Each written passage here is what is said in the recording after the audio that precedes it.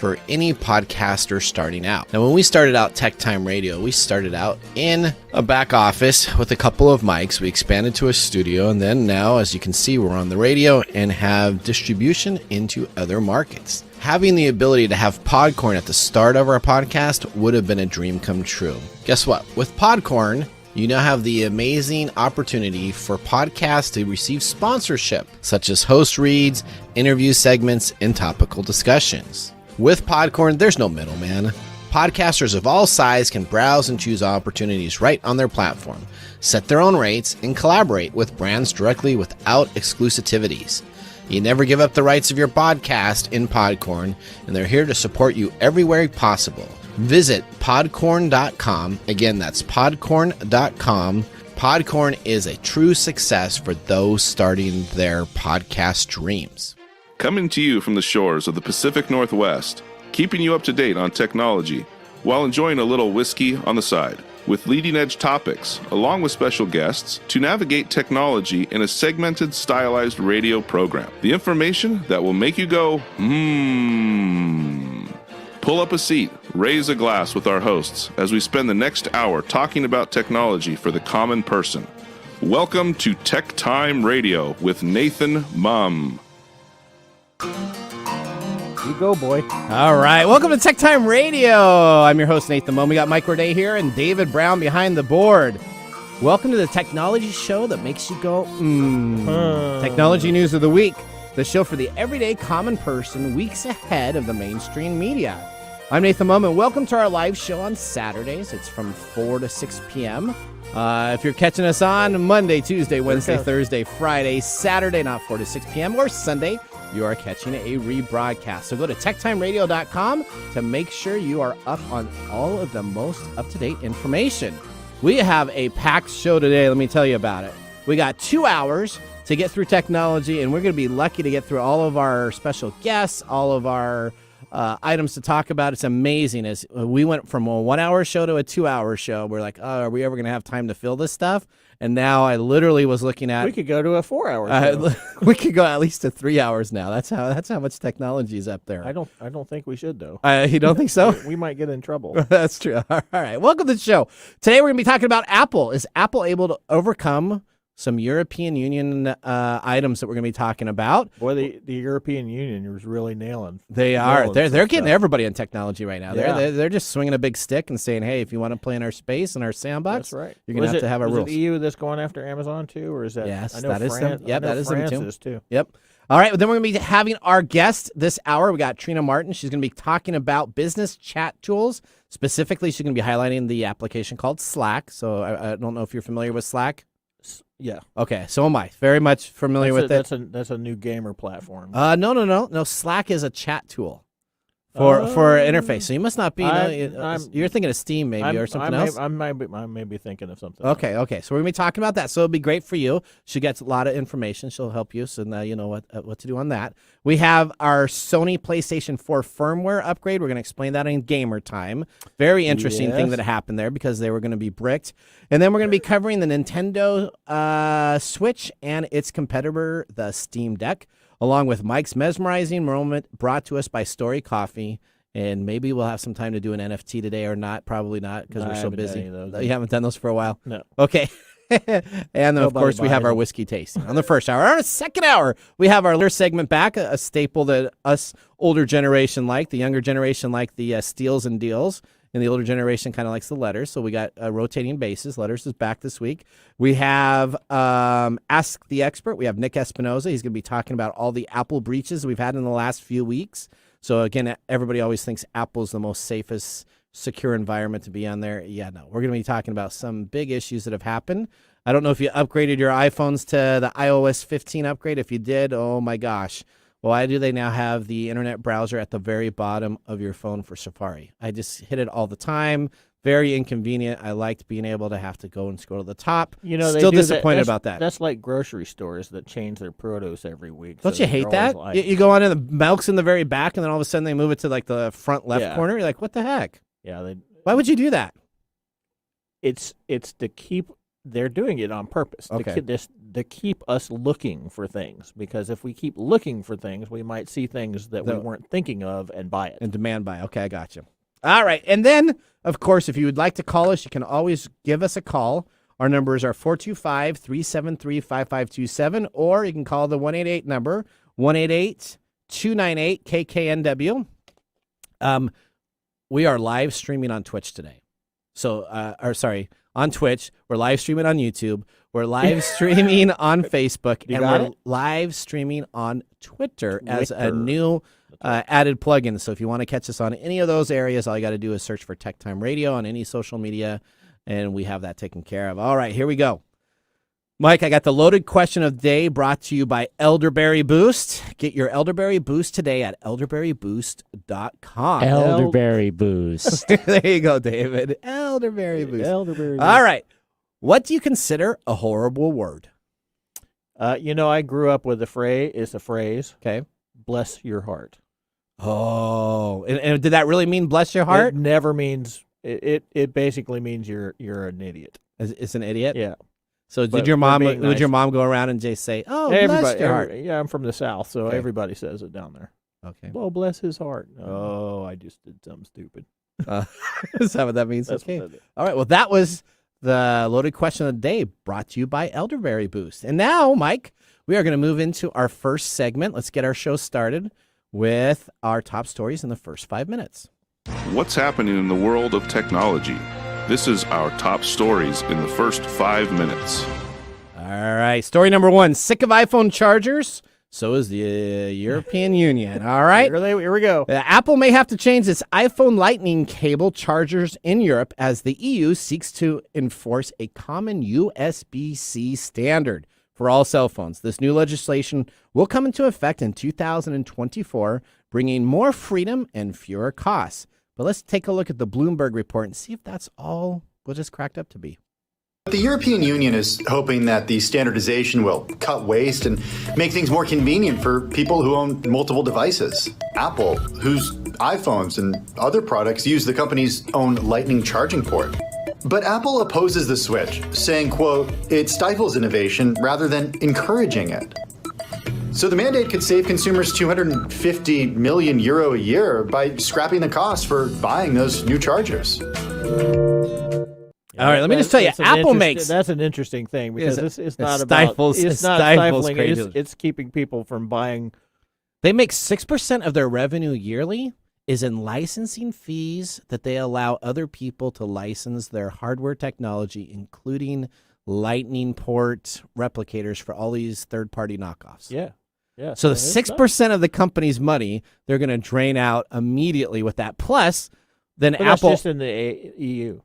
And just in the European Union. Well, okay, if this right happens, now. it's gonna and happen they soon. allow this to happen in 2024, Apple's going to do one of two things. Either they're going to just convert to USB-C and have that as a part of it. They already have two USB-C ports on I got my Mac laptop right here. Two USB-C ports with my port replicator built into this automatically. So there's not a reason why they couldn't necessarily go to that for all their charging devices, and I'm sure they will, but it will cost them money. Yeah, It's not really going to save them money. It's going to help the consumer. They're going to but fight tooth and cost nail them. because that's one of the things about Apple, right? Apple's like, no, we're not sharing. That's right. We're always going to be different. That's right. We're so creative. We're so awesome. We never get any viruses or hacks, although we're going to be talking about them exclusively for about 30 minutes on our second hour about all the hacks that have happened just this last 2 weeks. So. Yeah, there we go. All right, I think you got story number 2 there? Yeah, so what do you think about AI becoming a, inventor of a patent? Oh, we talked about this at our production meeting. Yeah. So and again, this comes out of the UK. Okay. It also has some ramifications from the U.S. too, but they have determined that AI cannot be the inventor of a patent. Oh, wow. So you can't have an AI, artificial intelligence. Well, artificial intelligence is not allowed to create patents. That kind of makes sense, doesn't it? Sure. Okay. Yeah, I mean, but here we were joking. This is the start of Skynet. They're just going to go a different route. They're going to go into the patent office. But artificial intelligence cannot be the inventor of new patents, which is ruled by the UK Court of Appeals. Okay. Patents assign the ownership of new inventions to its creator, And at its core, the argument was about whether a law written for human inventors can be applied to machines. All right. The appeal court ruled against Stephen Thaler, who is the creator of a system called Dabus. I think that's how I don't know how you pronounce it. Yeah, that's DABUS. Okay. Who took a case against the UK's Intellectual Property Office, which refused patents to his AI. And that's because when he put in for the patents, he didn't put himself as a creator, he put his system as the creator. I think he did this more than just one patent, He did it right? here. Yeah, he did it here and was shot down too. Okay. So latest such judgment, a long-running battle to grant machines the status of inventor. So this has been going on for a while.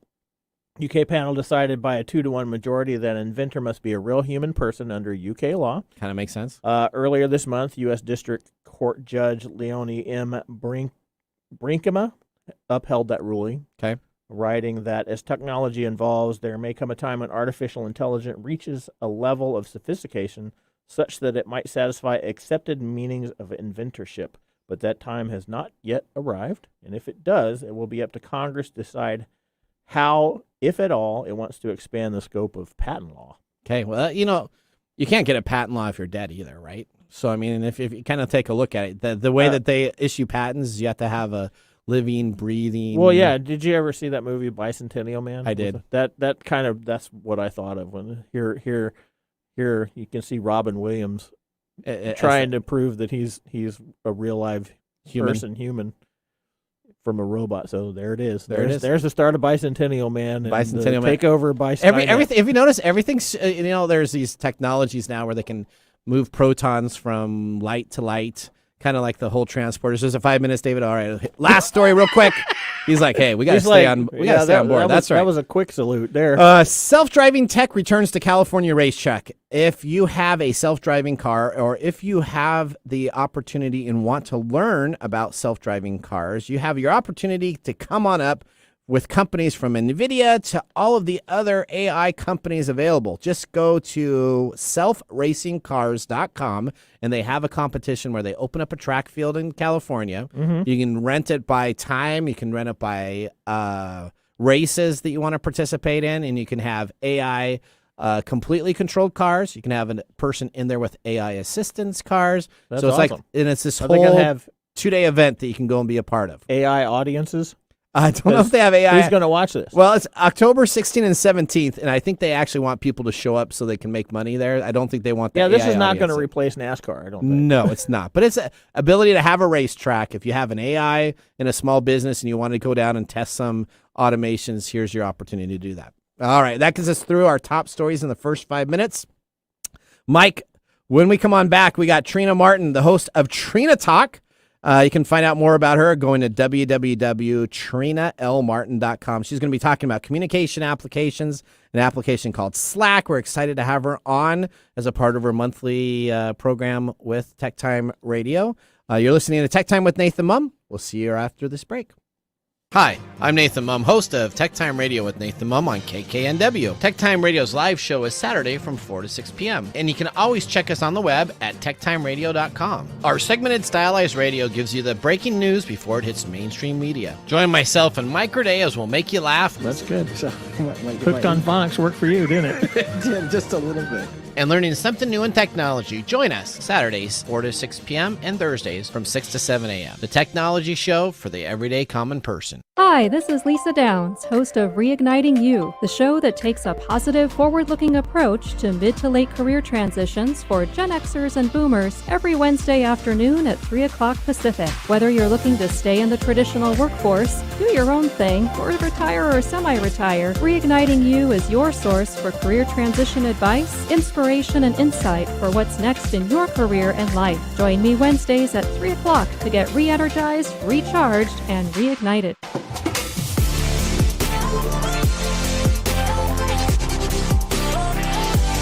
Welcome back to Tech Time Radio. I'm your host, Nathan Mumm. We got Mike Corday here and David Brown behind the board. You know, during our first segment, we always have our whiskey tasting. So we have the Blanton's Kentucky Single Barrel Bourbon Whiskey, $69, 93 proof, taken from the center cut of the middle section of the famous Warehouse H original single barrel, designated for ambassadors, dignitaries, and the colonial Blanton's family and friends. Today, everyone has access to the first single barrel that was available with the sweet note taste of citrus and oak and a creamy vanilla nose to end with a caramel and butterscotch aftertaste. Yeah, I might be related to them. You might be related to them? Yes, I'm related to some Blantons down in Georgia. Really? Mm-hmm. So maybe, you know what? Maybe this is your long-lost... Maybe this is my long-lost bourbon. What do you think of the bottle? I love the bottle. You like the bottle? What do yeah, you I want the bottle. You want the bottle? Yes. What do you think of the bourbon? The bourbon is good. I'm not sure if it's as good as last week's. Last week was pretty good. 107. Yeah. This is only $69, right? Yeah. So this is half the price. Yeah, I'm not sure that the price has anything to do with it. This one is tasty, but I don't think it's quite as tasty. I think it's going to get better as the day goes through. Well, I'm sure. Well, not just because we're drinking it, but I think as it sets a little bit more and gets a little bit of aroma, I think it'll be better tasting. But definitely the bottle is awesome. All right. Well, let's get right on to our next subject as we get Trina Martin ready to join us. Welcome to Technology Insider. We get the information directly from the source. All right. We're going to be bringing up Trina Martin. She's going to be coming to us. There she is. Excited to have her back on the show. Trina, how are you doing? Uh-oh. Hang on a second, Trina. Hang on. Your mic's muted. Hang on. There we go. Can you hear me now? I can hear you perfect. All right. I'm doing great. How are you guys? We're doing good. We had some good whiskey there a little bit. So, it's a beautiful day here in the Pacific Northwest. Day with good whiskey. So I just had to fill out this health event for this deal, and they asked me if I drink. And so I drank like maybe a beer every 2 or 3 days. And then are you a habitual drinker? This lady asked me on the telephone, and I'm like, yeah, I guess I am. Every Saturday from 4 to 6 p.m., I drink on this radio show whiskey. The lady looked at, she was like, what are you talking about? I said, I got a radio show, and I drink whiskey. I'm so sorry. I know. I have to answer that question, too, when I go to the medical thing. And now you're like, yeah, I guess I do drink weekly. So it's like, oops, that box. Yeah, once a week. All right. Yep. Trina, well, welcome to the show. We're excited to have you on to talk about some communication tools. I know you want to talk absolutely about Slack, and we need to learn because, Mr. Gourdet here thought Slack was a video game application. So that's not good. So I was saying that's something that's used by a lot of video game Discord, isn't it? Discord more? But I think I was thinking of Discord. I think you're thinking Discord a little bit. All right. So let's talk a little bit about communication tools. Have you used Microsoft Teams? I have. Yes. Okay. Have you used Chatwork or CA's Flow Deck by chance? I have not. I'm familiar with them, but I have not personally used them. Okay. So if you compared Slack versus Microsoft Teams, which would you say would be a preferred platform? For me, Slack. I don't like anything Microsoft. So That's okay. That's absolutely that's very good. Okay, I'm pretty biased, but I wasn't sure about Slack at first. Then I started using it, and I'm kind of digging on it. Okay. All right. So tell us a little bit about Slack. Okay, so Slack is basically a communication platform, and you can put it on your desktop, but most people use it on their phones. And it is broken down into channels. And basically, Slack's goal was to pull everyone away from sending emails and have this all-inclusive app where you could talk, you can send messages, communicate with your team, everything on this app. And it has conversations. It has a robust search. So if you, first of all, you're going to break down everything into channels. So let's just say we have a channel called TechTime Radio. And the 3 of us are in that channel. We can talk. So anybody outside of that channel doesn't have to be bothered with our conversations. So you know how irritating it is when you get an email and somebody replies all. I do. Oh, yeah. Every day. I reply all. It's like, who cares? I'm so excited about that. Okay, great. I didn't need to see that. Now I got to delete that email. I think people who reply all are just butt kissers most of the time. You know what? I think they are actually too, because most of the people that reply all are all. They're like, great. That was a great email. That's a great idea. They were so excited about it. I'm like, delete. I'm like, you're such a. I don't like you anyways. Okay, so we get in a channel now. Is it only typing in Slack, or can I actually have a headset on and talk to you? How do I communicate in that application itself if we're in the channel TechTime? You're typing, but you also can do video calls and voice call, and now they have added where you could do kind of like clips. So say I wanted to just send you instead of the group a little quick snippet of a conversation. Like I said, oh, well, hey, Nathan, I need XYZ from you. I could send you that, or I could do a quick video clip and send that to you. Or we could get on all three of us together and do a video call, right? So they have different levels of different tiers of their plans. You can get the basic, which is free, one-on-one. And then if you want to get the paid plans, they go into tiers where you can actually use it for your teams, depending on how big your teams are. So it's really kind of cool. And how I've been using Slack nowadays is, one, I use it for my coaching clients. So I hate, again, Microsoft, but I don't like Facebook either. So I know a lot of people use Facebook. We're on. Yeah, you and Mike are together with we're Facebook. Together on the Facebook. Mike just cannot stand Facebook. If there's any technology Mike hates, it's not Amazon, but he hates Facebook. So, okay, I totally get you there. We totally get you don't like giving all your information to them at the beginning and secondary. So, okay, continue on. So how would you use this again? Sorry about that. So I use it with the client, my coaching client. So I set up a channel specifically for whatever coaching client. Each one has their different channel, and I can talk directly to them. Now, a lot of coaching and different mastermind groups, they do Facebook groups. Like I said, not a fan of Facebook. But what I've really been loving with Slack is it integrates with different apps. And what I've used it for is I have it integrating so that when someone responds to my podcast application, I have the notification come to Slack so it can ping me, and then I can look at it before I approve or disapprove it. And I'm like, you know what? I like it. So that's what I've been really using it for. And I'm actually kind of digging on it. I haven't really got into some of the heavy stuff that I know it can do. It can do some other things, but that's what I'm kind of liking right now, because it's like an instant response where I don't have to wait, or I'm not waiting through email, because we all have too many emails nowadays. And I know it's like the more I try to get rid of email, the more it is just keep popping up. I'm like, who are these people? I didn't sign up for this email list. So you get these emails. So actually using chat applications are a way to get away from those emails where you're just talking about what you want to talk about with whom you want to talk about. Yeah, Mike hates emails too. Yeah. we got a clip of it. Don't get me started about my email. I hate my email. That's from one of our shows. That's right. Good job, David. All right. So let's talk about this. Now, are you paying for the full version of Slack? Are you paying for an intermediate version, or are you just using the free version currently right now? I'm using the free version, and it works well for me for what I have to do. But so you can have your podcast connect to it. You can have clients that have separate channels, all for the free version. Is that what you're saying? Because I think it starts out now. One of the things you can't do with the free version is like they have a where you can search and go through their archives of your messages, things like that, if you need to go all the way back. I don't have that because I don't need to search that far back on anything. So with my free version, I'm able to do one-on-one voice calls with anyone and set up my channels. And within the channels, you could do threads. Now, I don't do that on my small free one because I'm not talking to that many people. But if you had a company where you have 50, 60 people you may be talking to within that channel, you can set up a thread. So when you want to go back and search for a conversation saying, okay, I remember I sent this file, you can go back and search that thread, because you also can send files through Slack. So it's pretty cool. It does some of the same things that the Microsoft Teams and Amazon Chime and the CA Flow, Flow Charter, whatever, does.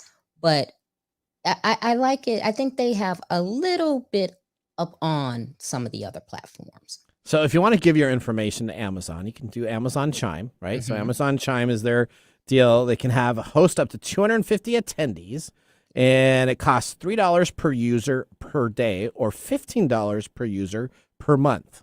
That is an interesting. I don't quite get why they're trying to charge for $3 per user per day. So that's pretty darn expensive for a chat tool. Yeah. Yeah, and here's what they do too. And I was looking, and they also offer a pay per use pricing. Correct. Yeah, so I don't know about that. I don't know about it either. I don't know what Amazon is trying to get up their sleeves on this type of deal. All right. So let me ask here, so you can can you connect to Dropbox, Google Drive? What other third-party apps are Slack able to connect with so that you're not? I know that Slack, I think, is more eco-friendly with other different platforms. So what other platforms can Slack combine and work with? They have a host of different integrations you can use. So personally, I use Zapier. So that's how I have my notifications come. But as you said, there's Google Drive, Google Calendar. There's a whole slew of them. I was looking at them the other day. I think they have like 200 or 300, or probably more than that they actually integrate directly with. So if you want to Dropbox, send a file from Dropbox, you can actually, without leaving Slack, you can actually do that within the app. So you don't have to like bounce out, go to Dropbox, log in, download that file, put it in the Slack. So all of this stuff you can do right in Slack. So just by hooking the integrations up and connecting them, you don't have to leave Slack at all. Everything is done within that platform. We're going to have to get KKNW 1150 to get Slack, because I have to drag and drop it to Dropbox all the time. Are you a Slack fan too? So I've used Slack. I used Slack when it very first came out, and I'm not a big chat guy. So I'm a little bit more old school, where I send even small messages in emails. I do. And you know that, right? Yeah. So I'll send like literally 2 minute, 1 minute. Hey, how about this? And just like text messaging in it, because when Slack first came out, I'm going to ask Trina if it's changed. If I send a text message and somebody is not online, it will stay there, but it doesn't normally pop up as the first when that person logs back in. It would scroll through different items. Has Slack changed that? Let's say that you send a text message to me and I'm offline for a little bit. Well, how am I going to find that next when I come back into Slack, Trina? Yeah, I think you're correct with that. So if you're offline, it's just there until you log back in, and it's kind of like email, right? Whoever's the last person to send you something, that's what's on top.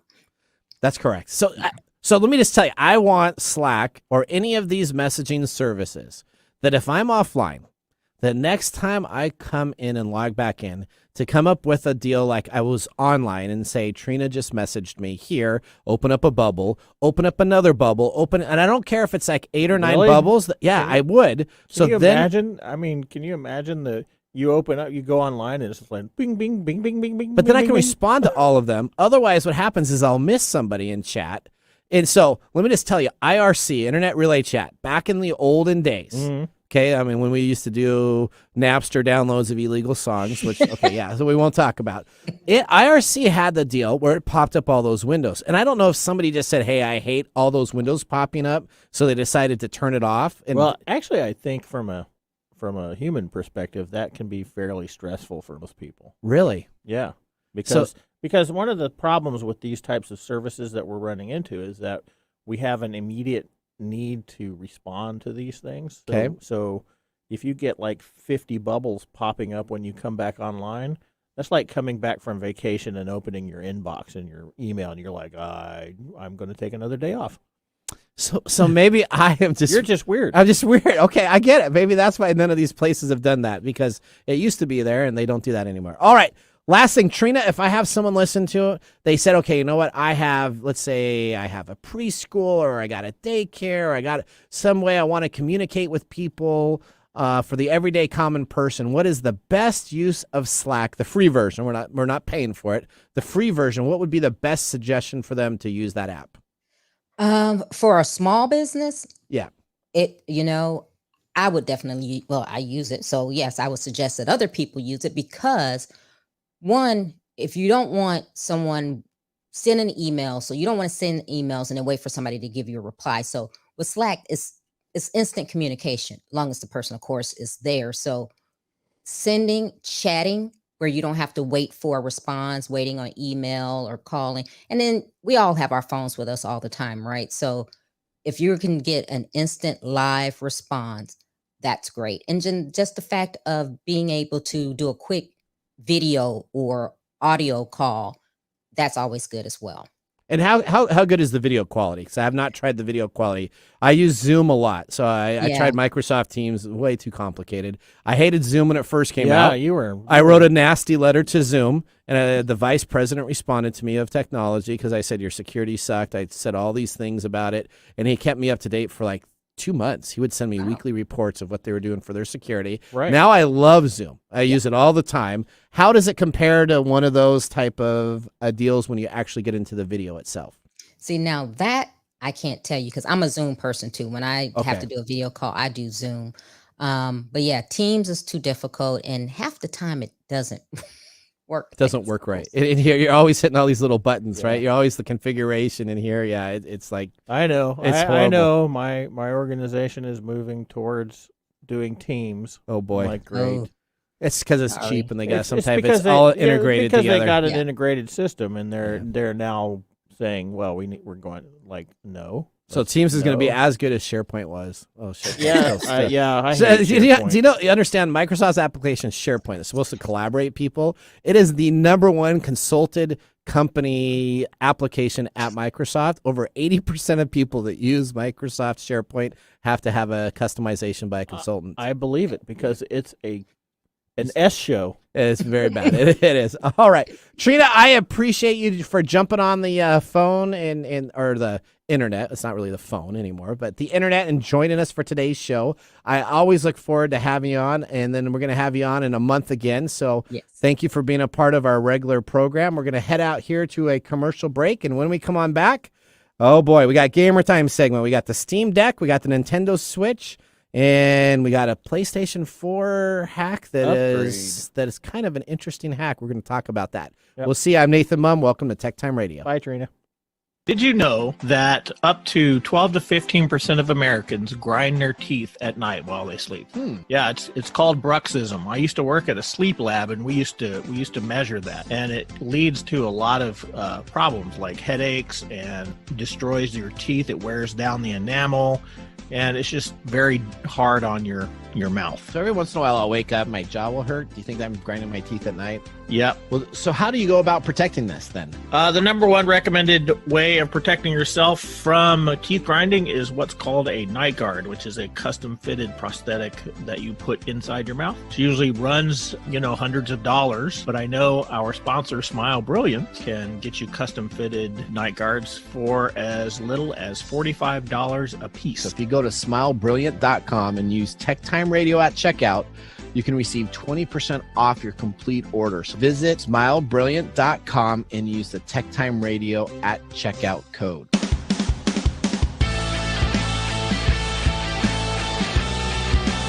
Welcome back to Tech Time with Nathan Mumm. Mike, how's the whiskey tasting? It's good. It's good. It's getting a little bite as it breathes more, but It does. It has a little bit bite, doesn't it? It tastes really good with like a little bit of some syrup in there. You know that? sure. I don't know if I would just drink What after kind of syrup? a little bit. I think you'd want a little bit of a caramel taste. Wouldn't you want a little bit of a caramel taste? Maybe. I think maybe that would be a little bit of milk to a little caramel and milk Mrs. there. Butterworth. Yeah, I don't know. Is Mrs. Butterworth around anymore? I don't know. I don't. There's all those places that aren't around anymore. Kind of like a Blockbuster. Okay. All right. Well, we're going to move on to our next segment. And David, let's get it ready to go.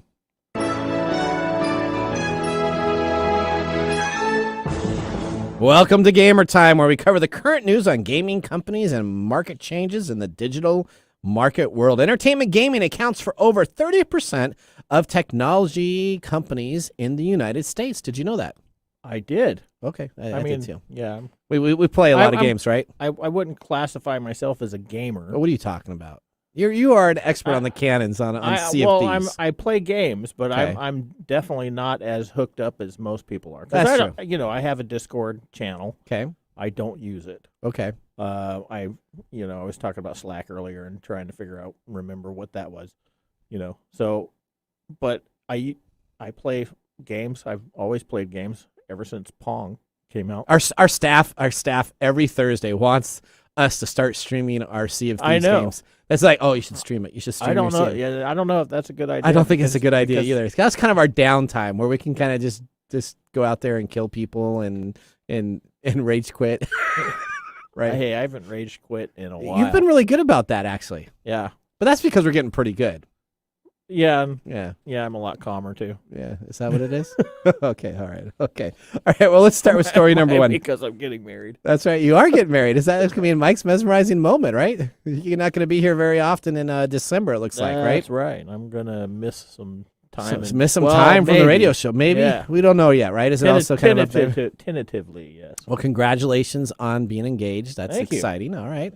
Okay, story number one. Nintendo 64 and Sega Genesis games are coming to Switch Online. Have you looked at what Switch Online is? I had to actually look it up because I did not know what Switch Online was. No, I don't know what that is. So Switch Online is, again, like every other online deal. Essentially, you pay a monthly fee, $399. Wow. No, $3.99 per month, includes over 100 classic Nintendo Entertainment System games. That's really Super NES. Yeah, I'm really kind of excited about that. Because for $3.90. Yeah. Well, I told you I got rid of all my subscription services. You did last week. Yep. Trying to save money and pay off debts and stuff. Okay. And so here we got this one that I'm like, listen, what's going to happen? I totally want to. So play for some your of this Switch stuff. for $3.99 per month, your Super NES, NES, and now guess what they have? Nintendo 64 and Sega Genesis games. know. Let's talk about Super Mario Star Kart. Fox. I know, Star Fox 64, Mario Kart 64, Yoshi's Story, The Legend of Zelda. Ocarina of Time. Ocarina? Yeah. Is that really Ocarina? Ocarina. Yeah. Oh, cornea. I always thought it was a cornea. I don't know how you pronounce how you got. I thought that was it. I actually think I've watched some YouTube people that mispronounced it as that. I'm pretty sure I did. I could be wrong. You might be because. But I can't see how you get a cornea out of that. Okay. I see Mario Tennis. Ocarina. Oh, is that? Ocarina? I see Ocarina. Okay, all right. And Dr. Mario 64. Sega Genesis games, you get yourself Golden Axe, Eco the Dolphin, Contra Hard Corps, Castlevania Bloodlines, Gunstar Heroes, Phantasy Star Force, Shining Force, and many others. Nintendo has only revealed these games so far, but apparently more are coming in the future. As added bonuses, Nintendo has announced the new Genesis and N64 controllers are coming to the Switch later this year, too. Awesome. So you can plug in on the sides the Nintendo Switch and get a Genesis and Nintendo 64. I just found my old Sega Genesis and my Nintendo 64. Oh, you should sell those. There's a pretty big bank for those. I may, but I may want to just play them. Okay, that's true. So, I got you, too. But they don't have Sonic? Just the first? They have Sonic 2. Where's Sonic? Well, I want Sonic the Hedgehog, the original. Maybe they already have that as a part of the original deal. I have not taken a look at it, so maybe it's already in there. But Sonic 2, isn't that the one with the chows? My kids used to play that all the time, little chows, and they had these little devices. That was the Dreamcast one. Yeah, that was the... I don't remember. I have that one. Okay. That was like a big deal. They were like the little Tamagotchis available in the game. Yeah. That was a cool idea. That was like Sonic 3D or something like that. Is that a different version? Yeah. Okay. All right. Story number 2. The Steam Deck, the rival to the Nintendo Switch, will begin shipping in December 2021. And guess who has one coming to his house? Yep. And a big issue that has kept people away from ordering these has been resolved.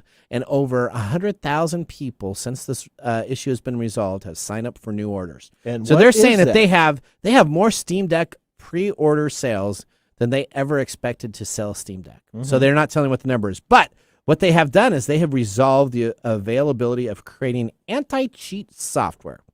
So this is like a big deal for like Valve, right? Promise to work with anti-cheat software areas. The Steam Deck's Linux-based handheld says that they have officially onboarded Epic Games, which is a big deal, right? That's like Fortnite, right? Mm-hmm. And developers that used to have patches to make sure that their games were not allowed to cheat, including Apex Legends, Dead by Daylight. My kids play that one too. That's a weird deal. Yeah, I like that one. You like that? You kill people and then you put them up on the hook and then they have to try to be free? Yeah, well, that's the one where you get to play like a Freddy. Or Jason type and all those everybody else is the stupid people trying to run away. Teens that are, running and falling. Oh, yeah. my kid plays that all the time. He likes that. War of Thunder and other games. Essentially, this has allowed the 7 Days to Die, Fall Guys, Black Desert Hunts, Showdown, Paladins, and Halo the Master Chief Collection are now being able to be played on the Steam Deck, available in handheld format for people to have since the anti-cheat's there. Yeah.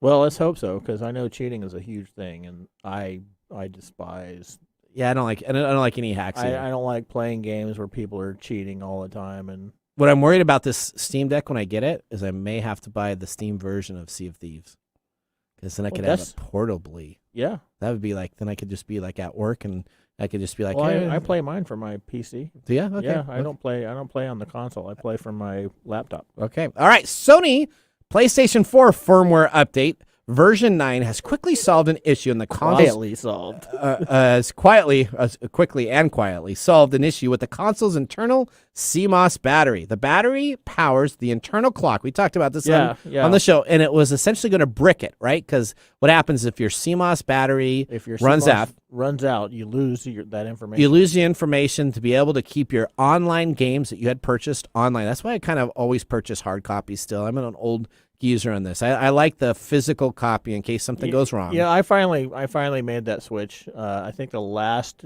physical game I bought was Battlefront 2. Okay. No, Battlefront. So now it's just all download online? Now, yeah, everything else I've just because I'm lazy. Okay. I don't want to cart around stuff anymore. Okay, I got you. Okay, so the problem was fixed with the version 9 software, although it does not mention what the official patch notes, and it was very quietly taken care of. Now, there's assumptions that are being made about the PlayStation 4 online, and I have not been able to go through and modify it myself to take a look at it, but I watched a couple streaming services on YouTube with people that actually ended up taking out the battery itself and still booting up this system with this new patch in place. So it looks like their fix of what they were worried about the battery going out is they eliminated the battery altogether as a security process. So essentially, if you power up your unit and you have because we were trying to figure out how they did this, what was creating this issue. Yeah, so how was this issue created? I mean, it made sense. The battery just goes out and you can't play the games that you have stored. Made complete sense. But it looks like they've bypassed this. So now all of a sudden, I can tell you the PlayStation 4s are going to get a whole new relife, because people will go and then they'll get big, huge libraries of video games that they probably didn't download and pay for legally, and then put them on the drives, and then they'll still be able to play them at a later time because they don't have that encryption information with the CMOS battery anymore. There we go. All right, well, that ends our segment. Hopefully you enjoyed our news on Gamer Time. When we come back, we have Mike's Mesmerizing Moment, brought to us by StoriCoffee and Pick of the Day. This has been a great hour, and we are just halfway done, because our second hour, we got Nick Espinosa that will be on. We got tons of other items, so it's going to be a great 2-hour show. We are going to see you right after this break. I'm Nathan Mumm. Hey, Mike, as a business owner, why do we form an LLC or a corporation? Well, that's pretty simple. We want to protect ourselves personally from the liability of the company. That's right, Mike. The very next thing we should be doing as business owners is protecting ourselves personally from the finances of the company. Right. Yeah, that's why you want to get help, and you can get help from The Business Doctor, which was founded by Dr. Glenn Smith, PhD in Business Management, Accounting, and Finance. Schedule your free business evaluation and consultation at thebusinessdoctor.us. Enroll in the Rapid Business Credit Builder program and get up to 100K business credit under the company's EIN and the DUNS number in less than 6 months. The DUNS number is really important for your rating on when you purchase other items from other businesses, never having to use personal credit ever again. That's thebusinessdoctor.us, or call 866-383-1030. Again, that's 866-383-1030, or thebusinessdoctor.us. Visit The Business Doctor today. This is Mike's Mesmerizing Moment, presented by StoriCoffee. Visit StoriCoffee.com. One of the things that was occurring to me while we were talking about Slack is, we have a problem with choice.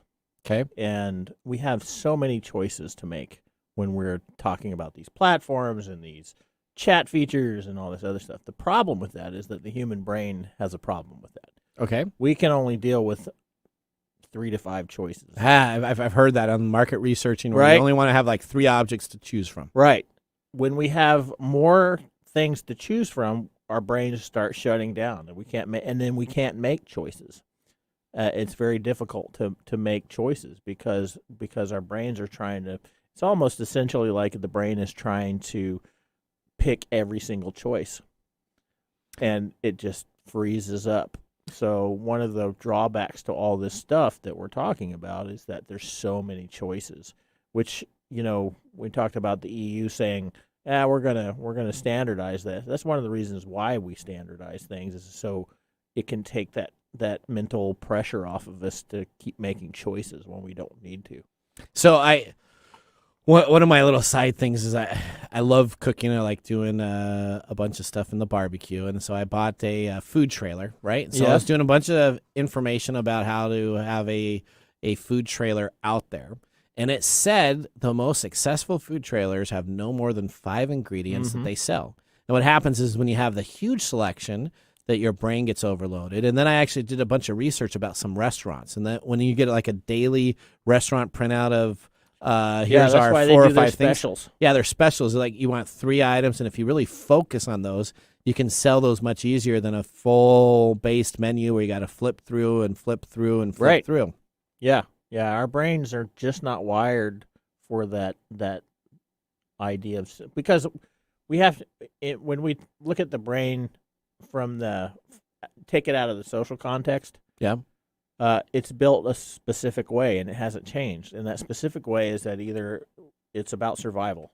Okay. It's like, I need to either run, or I need to fight, or I need to, I need to be able to make simple choices. So when something jumps out of the bushes at me, there's a simple choice involved. I don't have to worry about do I need to put on my roller skates? Do I have a bicycle? Do I have water skis? I don't have to worry about all that stuff. But when we take and put it into that social context where we live now, when we have so many choices, our brain's like basically freaking out all the time. That makes sense. What do I do? All right, well, let's move right on here now to our pick of the day. And now our pick of the day for our whiskey tastings. Let's see what bubbles to the top. All right, we got our Blantons, which you're trying to say that you're a part of the family. Kentucky single, officially right now. Yeah, Kentucky single barrel bourbon whiskey, $69, 93 proof. What did you think of the? Did you give a thumbs up? I'm giving it a thumbs up. I like it. It's a really good taste, and there's a lot of separation of flavors in this one that I don't get with some other ones. Okay. I think I like last week's better than this one, but this one is good on its own, and the bottle sells it for me. So is it better than Canadian Mist? Everything's better. Drinking urine is probably better than Canadian Mist. All right, okay. Well, let's take a look. All right, so we're finished our hour today. We talked with Slack. So if you haven't downloaded Slack yet, here's your nugget of the day from Nathan. You need to go get Slack. Great communication tool. Can plug into it. Well, you don't want to use communication tools. Too many choices. Too many choices for you, okay? Slack is a great opportunity. Trina's interview was fantastic. We did talk about what Apple's going to be doing on the USB-C ports. Are they going to need to change that? We talked about AI, I guess, doesn't have the ability to create a patent yet. That's good, so that we're not going to have to worry about Skynet quite yet. Yeah, they're just gonna. Yeah, that's how Skynet's gonna get it. All right, and if you want to have a availability to rent out a racetrack, you can do that in the upcoming next month for technology for AI taking things. That's right, and you don't even have the little. You don't even have to have the old remotes. Triggers. Remember those little triggers? You remember the batteries that came with those old RC cars? Right, you'd buy an RC car, right? It was like $200, $300, $400 back in the day when I was growing up. Oh yeah, and then you had to buy the little Tyco rechargeable deal. I told you I found a couple of those when I was packing. Yeah, and then you'd charge those because you didn't want to have your own battery pack to do that with alkalines. Probably would have lasted at least 45 minutes if you had real alkalines. So you did the recharger. You go on out, getting ready to race your car, and you 5 to 10 minutes. 10 minutes, and then you're done. And you had to come back in. Yeah. And it took all day to charge the thing, too, right? Yeah, so you basically carry around 50 little cadmium packs. Yeah, so you that have been pre-charged. That are pre-charged, so I can continue my race. Hang on a second. I got to unscrew the battery compartment and put this battery in. That's right. All right, so let's talk about what we got on our second hour. So if you're joining us for this hour, and if you're listening to our broadcast encore on Thursday, you're not going to see the second hour. So now's the time to go to techtimeradio.com so you can see the second hour. And what are we going to be talking about in the second hour? We got our letter segment where we always talk about spam and emails that are sent to me during the week. Always funny to take a look at it. There was a big theme this week that we're going to be talking about Bunch of. I got a cool one on my phone this week. Oh, we'll have to talk about that too. Yeah. All right, we got phishing emails. We have one of our favorite speakers back on Ask the Expert. We got Nick Espinosa, the CSO and founder of Security Fanatics. He's going to be joining us talking about Apple breaches. Yes, Apple phones do get breached. And then we're going to take a look at our big segment.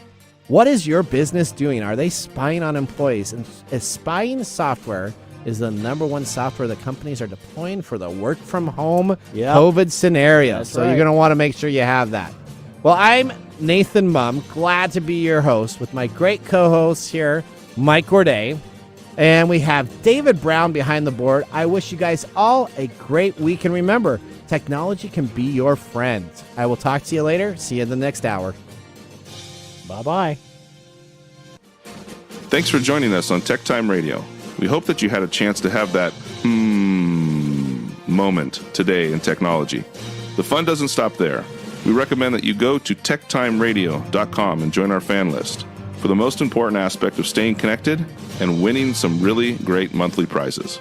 We also have a few other ways to stay connected, including subscribing to our podcast on any podcast service, from Apple to Google and everything in between. We're also on YouTube, so check us out on youtube.com/techtimeradio, all one word. We hope you enjoyed the show as much as we did making it for you. From all of us at TechTime Radio, remember, Mumm's the word. Have a safe and fantastic week. The views expressed on this program are those of the host, guest, call.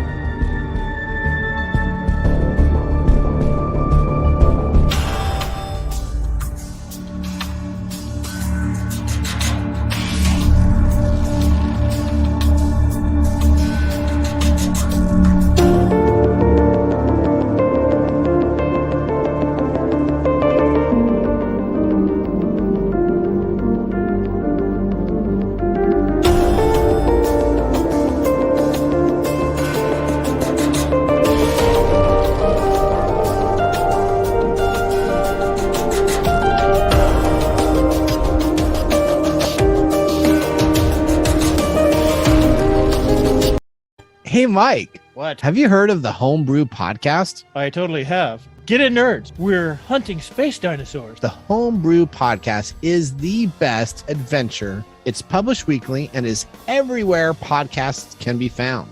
They're veteran Dungeons & Dragons player who love phenomenal stories, endearing characters, and a good adventure. They're currently engaged in a reimagined 5th edition sci-fi campaign called Absurdism and A Millennium Abroad. Whether you're new to D&D, a seasoned DM, somewhere in between, or just enjoy a good story, you've come to the right place. Join them while they explore the universe and push the boundaries. So explain to me, Mike, what does the 5th edition mean? They're using the 5th edition Dungeons & Dragons rule set put out by Wizards of the Coast. Catch it online today at Spotify, Apple Podcasts, or Google Podcasts. You can find them at facebook.com/homebrew podcast, or you can check them out at twitter.com/the homebrew DND, or again, anywhere you get your podcast feeds. Why don't you just go to https://thehomebrewpodcast.com? Well, that would be a good idea, Mike. You can find them there also. You go, hey, Mike. Yeah, what's going on? Hey, have you ever heard of Unidragon.com? Have I ever heard of Unidragon.com? Yes, Unidragon.com. Why, yes, I have heard of Unidragon.com. That's the puzzle dude. The puzzle dude, that's correct. He has tons of puzzles. And of course, he is the best and original wooden puzzles. You have owls. Guess what is the #1 best-selling puzzle? The owl. Do you think you had anything to do with that? No, everybody loves owls. Well, right now, you can get 40% off in stock if you go to unidragon.com/products/enchanting owl. You need to make sure you get yours today. Now, they also have 2 to 6 days for shipping. You can domestically ship within the United States. They have a great customer support if you ever have any questions regarding your puzzle, except for how to put it together. You can email them at care@unidragon.com. If you want to get 10% off, you can use our code DRAGONTECH. Again, that's Dragon, DRAGON, Tech, TECH, for a 10% off discounts. Now, if you want the original, go to unidragon.com. Beware of fakes. Only get your wooden puzzles at unidragon.com. Get them all. Hey, Mike. Yeah, what's up?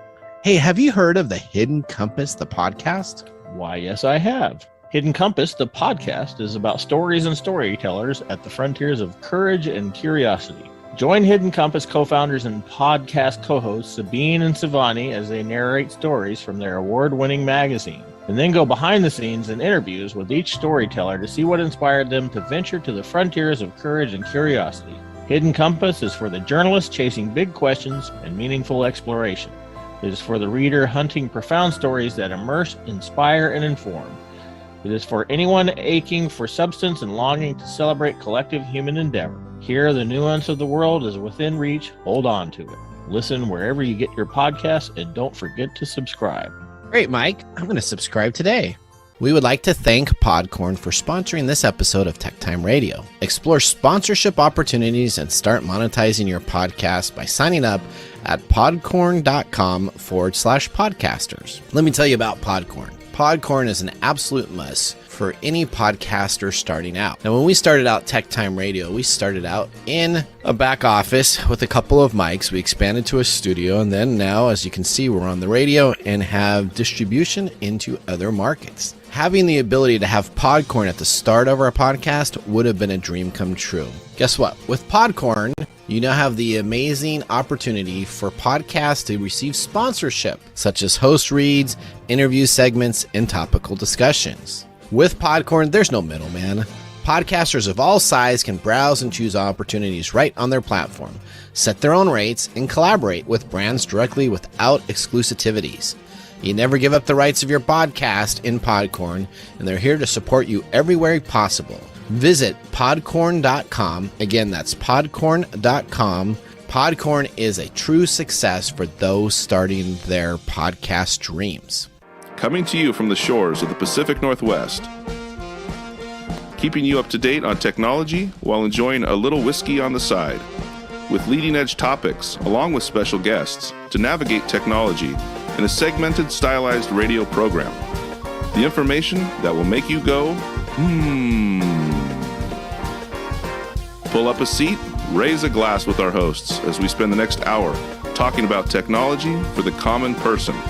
Welcome to TechTime Radio with Nathan Mumm. Welcome to TechTime Radio. Wow. What's that? You like our new screen that we have up here? Yeah, I look really relaxed. Wow. So we are streaming on Twitter.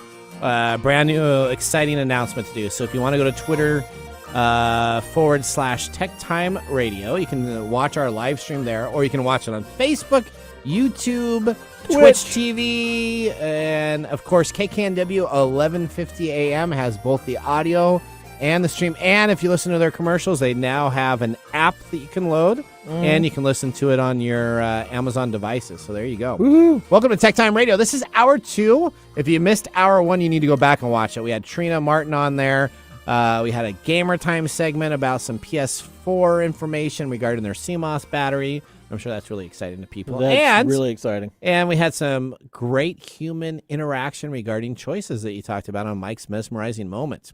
Oh, yeah. And you found out that Mike got engaged. So if you're on hour 2, Didn't we talk about that last week? no, we did not. It was only this. It was just in the studio. It was not on the air. Oh. Yeah, we did it I before. got engaged. Yeah, you did. Congratulations. All right. Welcome to the Tech Time Radio, the show that makes you go, technology news of the week. We are on hour 2. We are on from 4 to 6 p.m. on Saturdays in the Pacific Northwest. So if you're catching this Monday, Tuesday, Wednesday, Thursday, Friday, Saturday, not 4 to 6 p.m., and Sunday, you're catching a rebroadcast. So if you're catching a rebroadcast, all you got to do is go to techtimeradio.com. That's techtimeradio.com to stay up on all a rebroadcast. You can call us, but nobody's going to answer. That's right. You're not going to be able to get on the air. So you can go to techtimeradio.com and listen to what everybody else got to have an opportunity to take a look and listen to. We're a 2-hour technology show that talks about current technology without having to geek out. We are ahead of the mainstream media with all of our technology news. What's really awesome is we do our shows on Saturdays, and then when you see Monday and Tuesday and Wednesdays, our stories that we talk about are all of a sudden blowing up. Yeah. I look back and I'm like, yep, well, we talked about it on Saturday. Sometimes we grab a story like weeks before the mainstream media. Yeah, it'll be 2 or 3 weeks all of a sudden, and then it gets out there. So you absolutely really cool. want to stay with our technology show. On our second hour here, we have, of course, Ask the Expert. We bring back one of our favorite guests, Nick Espinosa, the CSO and founder of Security Fanatics. We talk about a significant Apple breaches and some Apple software information that is going to be great to talk about. I know everybody always thinks those big old commercials back in the 80s and 90s where I'm a Mac and I'm a PC, and everybody thought that the Mac was that the Justin Long commercials? Yes, and you know what? They used to say, oh, I'm a Mac, I'm a PC. And I never get hacked. I'm always secure. I don't have to worry about updates. And we're going to be talking about all the security breaches that Apple is having. So let me tell you, if you have an Apple PC and you haven't upgraded it to the OS 15, if you haven't upgraded it to a bunch of security upgrades, you got to get on that USB-C thing, too. Yeah, and you know what? Now, as we talked about in the first hour, if you're going to have a Apple product in 2024, you're going to have a USB-C device because Apple has to change it with. All right. You can call the show at 425-373-5527 or 188-298-KKNW. That's 188-298-5569, and we'll get you on the show. Welcome back, Mr. Gourdet, for our second hour. As we start each of our second hours, we start with our conversation cards. Yes. Brought to us by Love Shack Live, which you can hear every Thursday afternoon from 1 p.m. to 2 p.m. right here on AM 1150 KKNW. And a programming reminder, Thursday, October 14th, Mike Gourdet will be on the show with Tom and Stacy. That's right. That's right. Do you know what you're going to be talking about yet? Yeah, I think we've talked a little bit about it, but I think we're going to be talking about narcissism in relationships. Oh, narcissism in relationships. Okay. Yeah, because we're all selfish. We're all narcissists, okay, to some extent. But we're talking about true narcissists, the textbook version of a narcissist, which is representative of a very small portion of the population. Okay, cool. It's mostly men. Mostly men, really? Yeah. How about that one gal that is in the lawsuit? I can't remember her name. She's being sued, and she said that she was the best CEO. Oh, she's a psychopath. Okay, so she's not a narcissist. She's just a psychopath. I don't know, but a lot of the behaviors that she presents is psychopathic and narcissistic in behavior. So yes, so there's a good chance that those females represent a very smaller number in the population than males. All right. Here's our question for everybody. David's on the board. He's ready to go here. Mike's up first. If you could wake up to breakfast in bed anywhere in the world, where would it be? This is easy. Okay, this is easy for you. This is so easy. Where would that This is where I want to end up before I get Actually, too old. I bet you I know this. Where? You're going to be on a beach.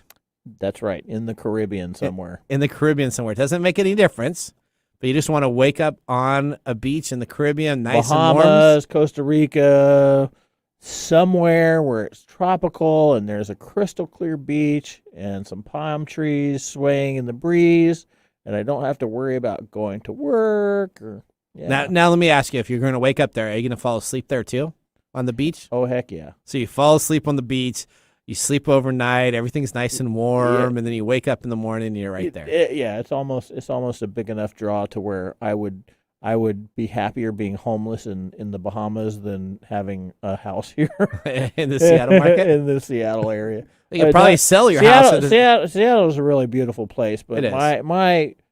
my dream is in the Caribbean. All right. Okay, David, you're up. Where would you wake up for breakfast? I'm going to go kind of, in a fantasy dreamland and go with Melbourne, Australia. Oh, Australia. Okay. Why Yeah. Melbourne?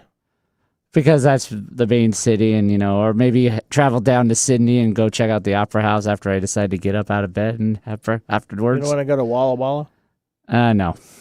Walla Walla, Washington? Oh, wait, that's in Washington. What am I thinking? Yeah, that is in Walkabout Washington. Creek. Oh, Walkabout Walkabout Creek. Creek. Okay, I was going to say Walla Walla. That's on nobody's list. Let That's me on tell you what to wake up to. Yeah, either Melbourne or Sydney, pretty much. Yeah, Oh, okay. sorry, Walla Walla. I Okay, want to go now walkabout. I'm going to get some emails this week about Yeah, why here are we you so go. mean to- Why are you so mean Why to are you so Walla Walla? mean to Walla Walla? All right, so if I could wake up any place, it would be in Botswana, Africa.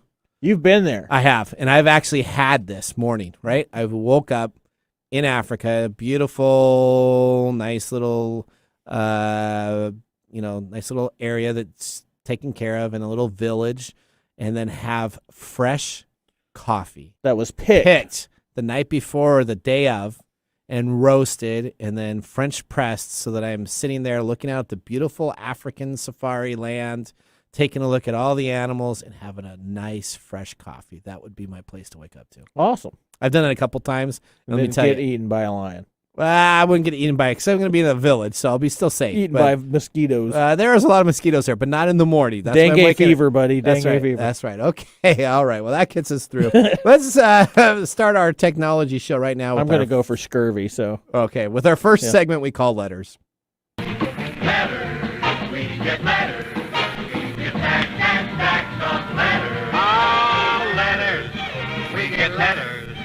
And the letters all have songs. All right. These, of course, in our letter segment, we are talking about emails, scams, and phishing attempts that have been sent to yours truly, Nathan Mumm, during this last week. All right. We got Friday. Wait. What's that? We should talk about my. Okay. So we were talking about this off the air. Phishing email Okay, from so- my phone. I got a voicemail this week that was from the Department of Homeland Security. Okay. That the courier that I hired was caught at the border with the drugs. With the drugs. With the drugs. With the drugs. Yeah. It was caught at the border. Was that Mexican border or Canadian border? They didn't specify. Because you're in Washington, so I would take that as Canadian. I'm basically, I guess, pretty prolific. So wherever it could have been Mexico, it could have been because I'm all over. Okay. But they caught my courier. They caught your courier. And what did the FBI want to do with you then? They just said call us now so you can clear this up. Oh, called it, and they gave you a number that you could call? Yeah. Okay. Did Yeah. you call the number? No. I love calling those But numbers. it was of course it was an electronic voice. So they do Oh, this. it wasn't even a real voice? No, they do this. They do Hi, this. They do this this all is the time the with my social FBI. security. Yeah. Yeah. Your social security number has been disabled. What? Yeah. I always like that.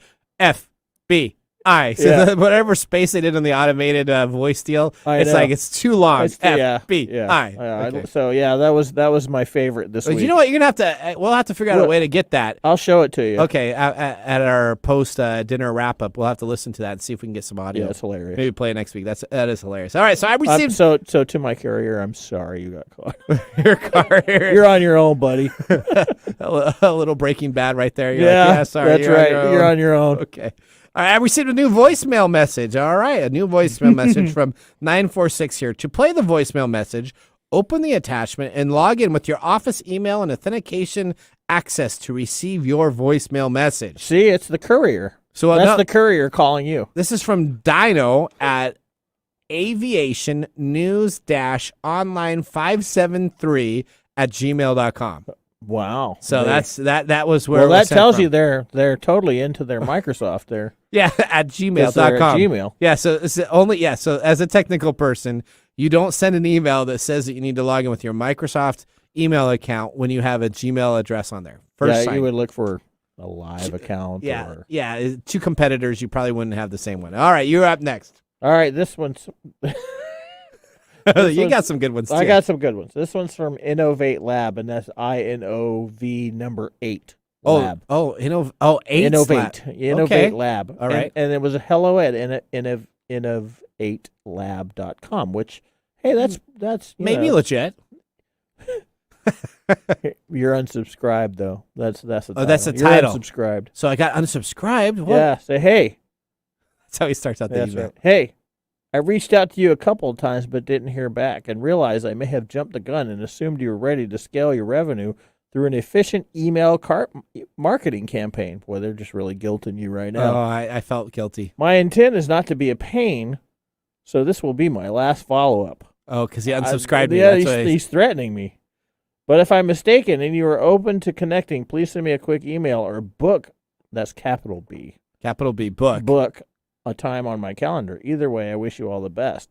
Cheers, Habib Afzal. Oh, sounds legit. Yes, so Habib, he was very angry at you. Apparently. He sent me some emails I must not have taken care of. I know. He was like threatening you. Yeah, let me just tell you, you don't get a service anymore. You know what? I get every email now because we do this deal. So I get I get like 150 spam emails into my main email account. That's right. So everybody on Earth should be doing the opposite of Nathan.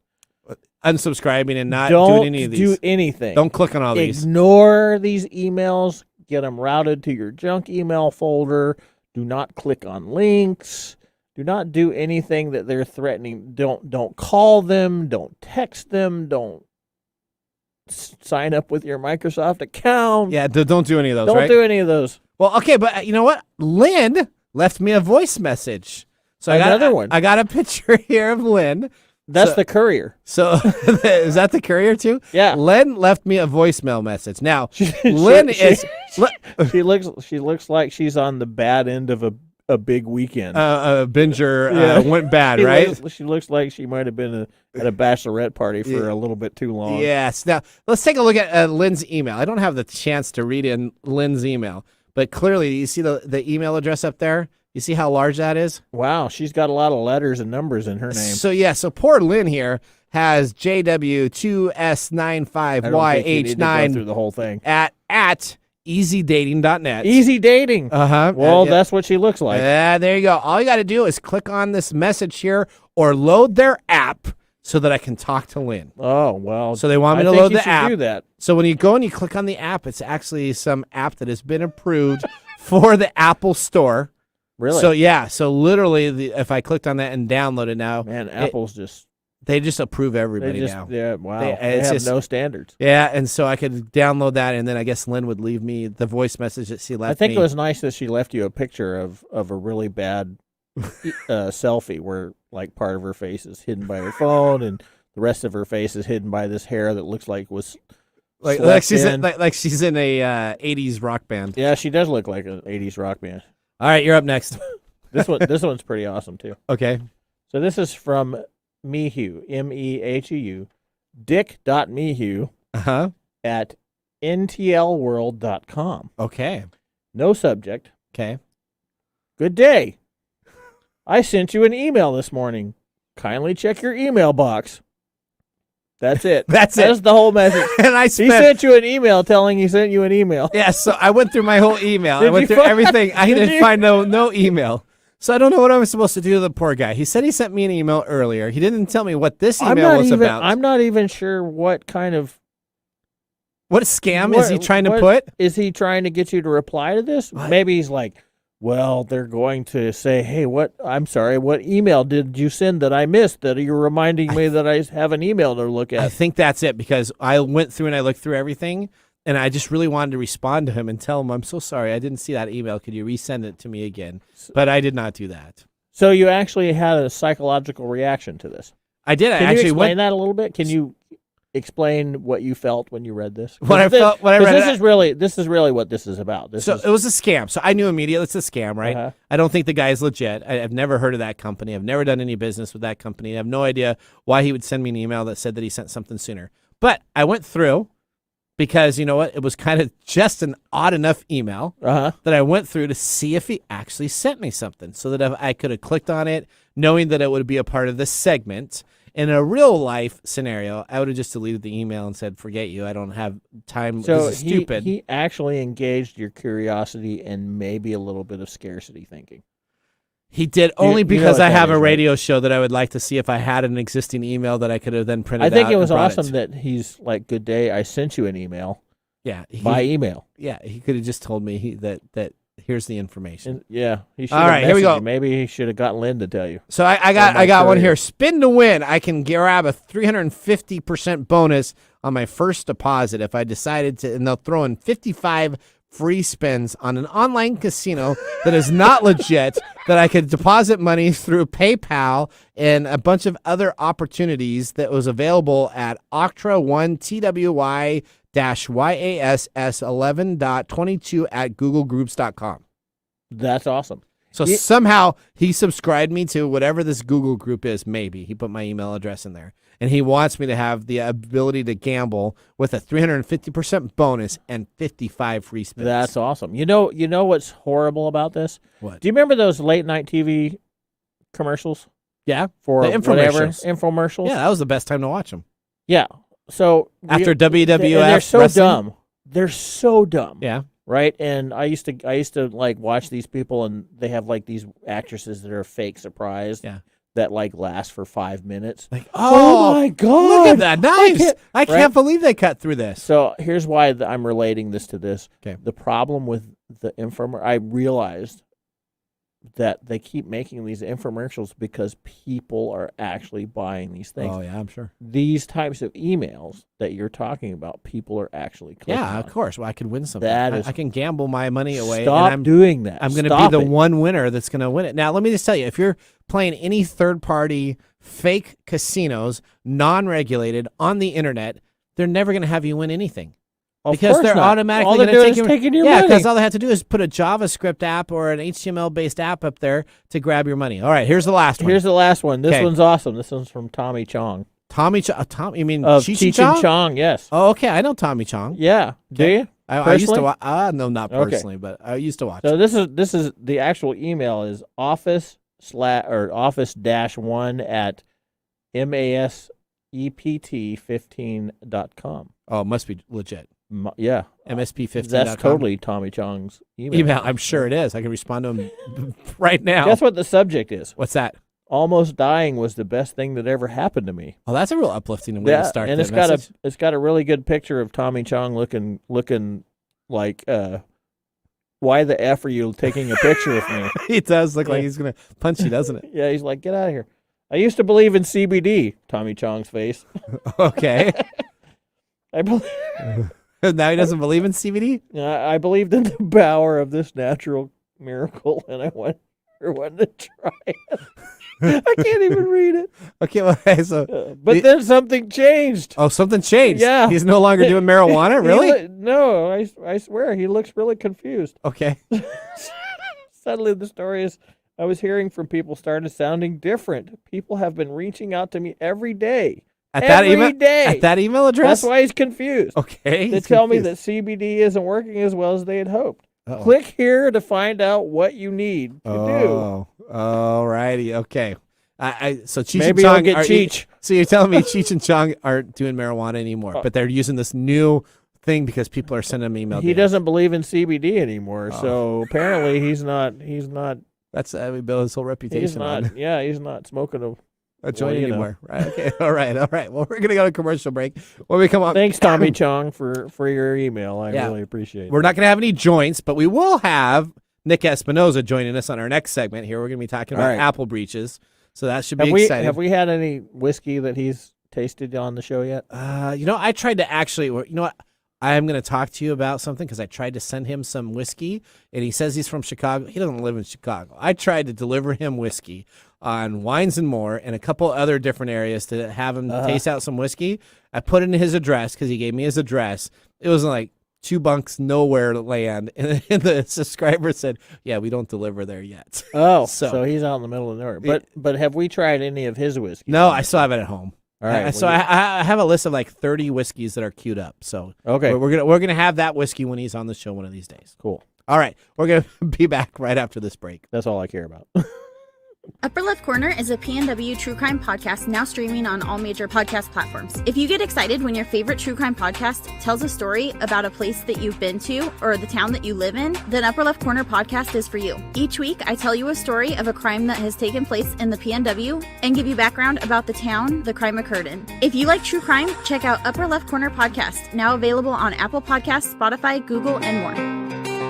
Ace Hardware is a helpful place with prompt, friendly service, knowledge, and the little things that make a big difference. Service. Selection. Advice. Community involvement. Competitive prices. Convenience. Located near you. And the things you need, such as house keys, lawn and garden, plumbing, electrical, hardware, grills, outdoor living supplies, and even nuts and bolts. When you visit Ace Hardware, you'll be greeted at the door and given the help you need. So come visit us at Ace Hardware in Evergreen Way in Everett, Lake Stevens, and now Stanley. Ace is the place with the helpful hardware, folks.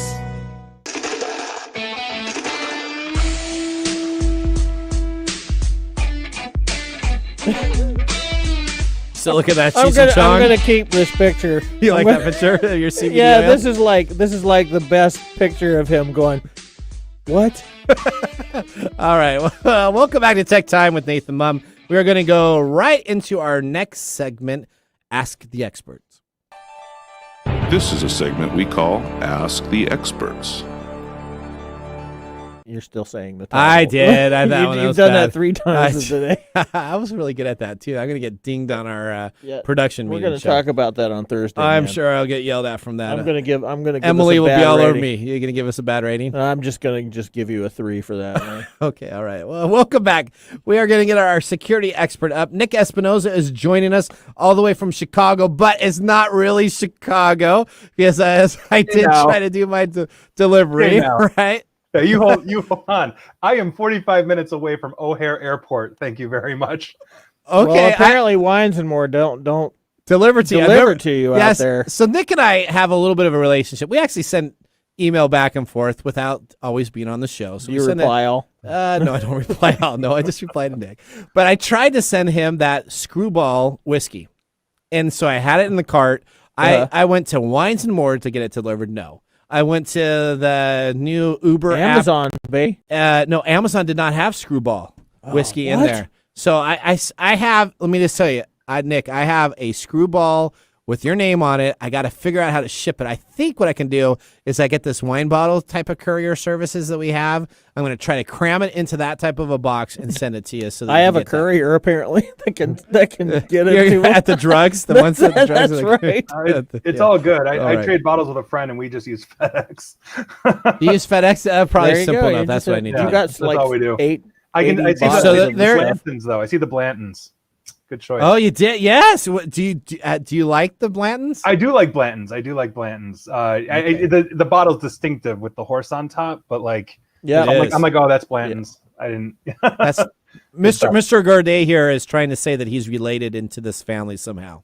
Oh, well, really? I am. I'm related. I am related to some Blantons in Georgia. I don't know if they're the same Blantons, but I am related to some Blantons. You know what? Maybe I'm going to call them up and be like, "Hey, can I get some of this free stuff?" Let me just tell you, I am related to the Mumms in the Mumm champagne business in France. That makes sense. But you know what? They have never given me a dime of anything, and I've tasted that wine like 3 or 4 times. Mumm champagne, Mumm wine, whatever it is, it's the nastiest stuff. Well, that's why. It's the Canadian mist of champagne. It's Canadian mist. All right. Well, welcome to the show, Nick. I am so glad you're here. We're going to be talking about Apple. Apple. I loved listening to your YouTube deal about Apple. That was hilarious. I was laughing Specifically, I am working at a company, and they all just love Apple, and Apple is the most secure. Isn't Apple the most secure, and you can't get hacked? No, that's the old. That's the old. Come Justin on, I Long. watched those commercials. I believed it. Honestly, that's the brilliance of their marketing. It really is. I mean, nobody's going to deny that Windows is a bigger target, but I mean, we were just unsticking an Apple like 2 days ago. They're very easy to infect. I mean, it's, you need antivirus, you need everything else, like you need anything else. It's absolutely crazy. So yeah, it's all their marketing though. It's impressive in its own right, but it just has legions of Apple users feeling way more confident than they should be in terms of their security. All right, let's talk about the new Pegasus hack. Let's talk about this. Apple it was not this last week that we had. It was 2 weeks ago. We talked just a little bit about it on the show, and I know I reached out to you, and I know that you were busy, so I appreciate you joining on. Talk about the Pegasus hack. All right, this is a big deal because it has the zero-click hacking method. So let's talk about this. Tell me a little bit about this. Yeah, so this is actually really interesting, and I'll actually tell you about one that predates it as well. That was essentially in the same vein, but there's essentially a company out of Israel known as the NSO Group that discovered essentially a vulnerability in Apple products, iPhone specifically.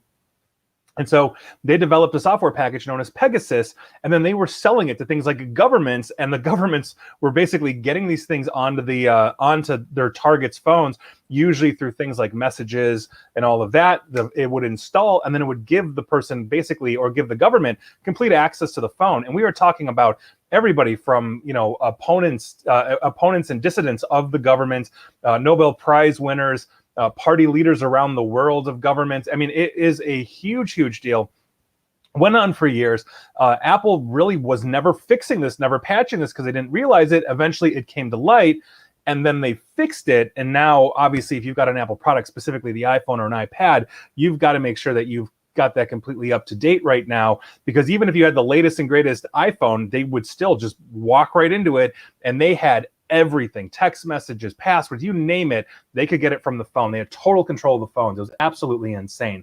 And interestingly enough, they're not the first ones to do this, because we just learned in the last week that 3 former NSA contractors were just sentenced here in the United States, basically for failing to inform the U.S. government that they were working for the United Arab Emirates government on a project called Project Raven that was doing essentially this. They aided the UAE in surveilling other governments, militants, all this kind of stuff, basically by breaking into iPhones and other devices as well. So, and is that the CIO of ExpressVPN? Yeah. Yeah, it might have been. I'm not sure. It is. And we talked about it last week on the show. Take that, Justin Long. Yeah. That's right. Yeah. So, I mean, right. And I remember those commercials too. I mentioned that, in my video the other day, like, I'm a Mac, I'm a PC, and I'm secure. And John Hodgkins, the other comedian there, was always the one that was infected. So it's funny, but it's sad that we've got legions. Like, even to this day, I walk into organizations, as I'm sure you do, and they're like, yeah, well, we don't have antivirus or threat detection on our Macs. It's a Mac. It's an Apple. It's safe. It's taken care of. We never have to be compromised at all. So explain the zero click. So this is essentially, what's a zero click? I could be, let's have them explain it. But I could be in an airport. I used to do this all the time. In an airport, I'd sit in, have breakfast. A kiosk? No, just kind of like in the lounge area. Okay. And then I would pop up. It's a little different than the zero click. But I would pop up my own internet deal. And there was this software program that I could immediately capture. They would connect to my PC, and then my PC was connected to the other internet. And I would just throw up free internet, and I could watch everything that they text. It was. Oh, so you're on the other side of this. I'm talking about. I'm the guy that goes into the airport, and I'm waiting for my flight. So I get on the free Wi-Fi. Get into the free Wi-Fi, and you're over there watching. Yeah, I'm watching you. You're connecting to the Seattle SeaTac super fast Wi-Fi, and you're like, sweet, I'm going to connect to that because that's open and available, and then I can see everything you talk about. But let's talk about, what is zero click? How is this specifically a concern? Do somebody have to hack into my phone, or what happens here on this zero click software? Yeah, so it's interesting because most infections or most attacks, like what you're mentioning, putting up fake wireless, you're essentially running a man-in-the-middle attack. You're able to capture things as it comes in, or you're able to attack the front side of the phone as it's connecting to you. But zero-click is, interestingly enough, it requires no human interaction to actually infect the phone. So we knew before Pegasus that Apple had a very serious problem with their iPhones crashing if you texted a specific string of numbers to an iPhone. I would just fire off a text with a specific string. The iPhone would read it, and that would actually crash the iPhone. It was executing code because it understood. So when you are sending essentially a zero-click threat to somebody, you don't have to tap it or do anything. The device that you are sending it to is reading that and executing upon a certain set of instructions that is basically integrated into the operating system. And as we discover those kinds of things, that's essentially what Android and iPhone are attempting to patch. And so essentially, you have no defense whatsoever. An attacker can basically send an exploit payload to your phone. And basically with Pegasus, they were using corrupted GIF files, meaning as you got the a GIF or GIF, some people say GIF, but it's GIF. It's an image file, but it's corrupted basically and infected. And your phone, as it's drawing it, that little thumbnail in your texting or your email or whatever, it's actually ingesting that information and infecting the phone. So you don't even have to touch the picture or open the picture to be infected. It's very dangerous. Wow. And so it's a huge issue. Welcome to the Matrix. Yeah, Matrix 4 is coming out. What are they doing bringing back? Neo died in Matrix 3. Now they're bringing him back. It's called Resurrections. That should give you a clue. Oh, you think he comes back? Well, never mind. Okay, all right. Okay, never mind. Okay, all right. Okay, here we go. All right. So let's talk about what's the problem with Apple's core security system. So Apple touts that they're fantastic at this. And then we're going to take a commercial break. When after that break, we're going to be talking about some of their other aspects. But specifically, what is Apple's core security system? How is it kind of configured, and what are some of the concerns regarding it, both on a Mac? I have a Mac right here in front of me, and on iPhone and tablets specifically. Yeah, so in basic terms, they have essentially what is known as a closed operating system, meaning unlike Android, which is open source, you can build your own variants of it. They have created a closed ecosystem, which does not allow things like threat detection systems to actually integrate themselves into the operating system. You are relying on Apple's security configuration essentially to protect you. And in 2015, in Apple's infinite marketing wisdom, they pulled all of the antivirus from the App Store. Like if you go look at McAfee or Norton, take your pick in the actual App Store, and you read the fine print, it'll do everything except actually scan for threat. And their logic was that the vetting system for app development, in other words, the only place you can get an app for your iPhone is from the App Store, Apple's own App Store, unlike Google, where you have third-party app stores. They said our vetting system is so good that essentially this is what's protecting you. And so the security that essentially is basically protecting the memory of what is known as the kernel in the operating system of the phone doesn't need anything. And obviously that entire system was broken 3 months later by a hacker named Xgo. We found out a couple of years later that the CIA had just been walking in and out of it, not to mention the fact that malicious apps actually do get published in the store through the App Store as well. And so by virtue of that, the App Store is a little more secure and a little more vetted than the Google Play one. Google Play is a lot more Wild West, but Android gives you every tool in the optional. You can install antivirus. You can install firewalls. Those are things that Apple's integrated and say they're doing themselves. But here we have things like Pegasus that obviously is a huge problem. All right, we need a commercial break. What's that? What he's saying real quick, just so I understand, is that in the Apple Play Store, they're basically saying, do it. You feel like whatever you need to feel good about, but it's not going to work because we're going to do it ourselves. Well, no, so what they're saying is that when you launch an app in the Apple Store, that they spend so much time doing research to make sure that it's non-combative, that there's no security glitches in the code, that they do such a good job. Right. That they're gonna let you download McAfee or whatever, and they've just basically said, "Oh, this is just something that looks good." It doesn't really do anything. Yeah, you don't need to download. So awesome. Yeah, you don't need to have these other antivirus tools because we're just so good with our ecosystem that we will never be compromised. Dun, Right. dun, dun. Marketing. Whereas Google's much smarter, Marketing, and they that's just say, you know what, we're open source. Yeah, you can be compromised, so please be really careful on what you do. Be responsible. And Google gives you every tool in the arsenal to defend an Android. Correct. You know, you can put things like DNS filters on like web filters on an Apple and all of that, but try downloading an actual firewall or actual antivirus into it that actually hooks up into the operating system and will check the memory. Won't. They just don't allow it. So it's a huge problem. I think it's a huge gap for Apple. So what you have to do is then you have to buy all these high-end firewalls like WatchGuard, which is a high-end firewall that you have on the hardware system, so you can then circumvent and make sure that your Apple products are safe. So it makes it very expensive, whereas Android just says, you know what, they don't want to squash innovation, right? Yeah. That's right. That's why we don't want to go to USB-C 3. All right, so we're going to commercial break. Here's a question for you. What is the most overstated promise that Apple has said in the last 2 years?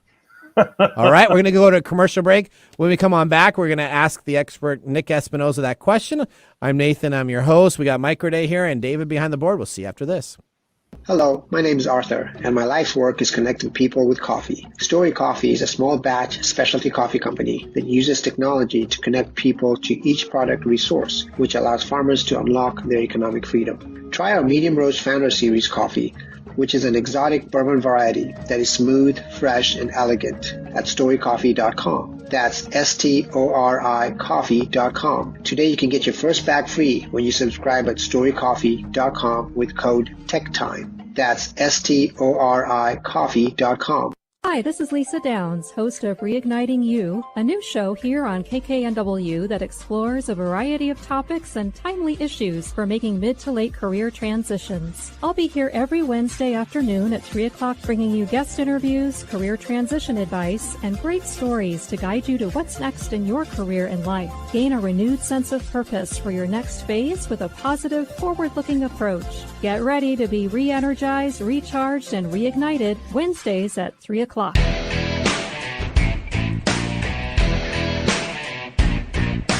right, welcome to Tech Time with Nathan.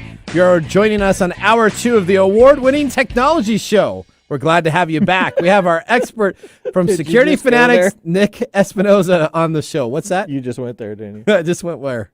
Never The mind. 2-hour award-winning The show. award-winning show. Yeah, we award-winning from Tech Time. We just gave ourselves an award. Okay. All right, it's kind of like an Emmy I award. used to, this is like going to the trophy shop and buying yourself or your own A trophy. participation. No, you could be Not a first place Razzie, on though, anything. That's right. There you go, That's Razzie right. Award. Razzie Award. All right, so when we last left Nick, we asked the question, what is the most overstated promise from Apple in the last 2 years?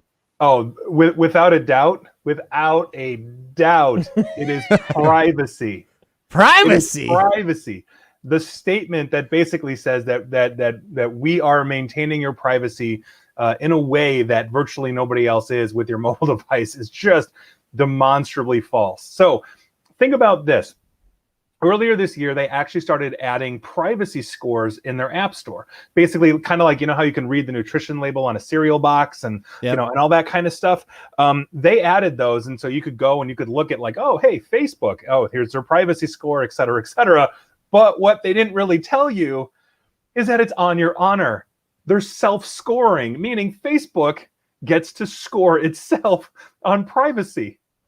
What are you like, That's like a participatory trophy. That's exactly like winning yourself an award when you really didn't have an award. That's why I had that queued up. There you go. If I'm a police officer and a serial killer, I want to investigate my own serial killings. That's right. That's right. I'll never get caught. I mean, this is what we're talking about. And then on top of it, they actually added, and I applauded them for that, the do not track. Basically, so if you're going to download it and install Facebook, which is going to track the bejesus out of you, essentially, Apple basically has a prompt that says, ask app not to track. And then you can enable that, and Facebook's not to, or any app is not supposed to track you. And so basically, Facebook had this entire campaign of like, well, if we can't track you, then maybe Facebook won't be free anymore, because this is how we make our money.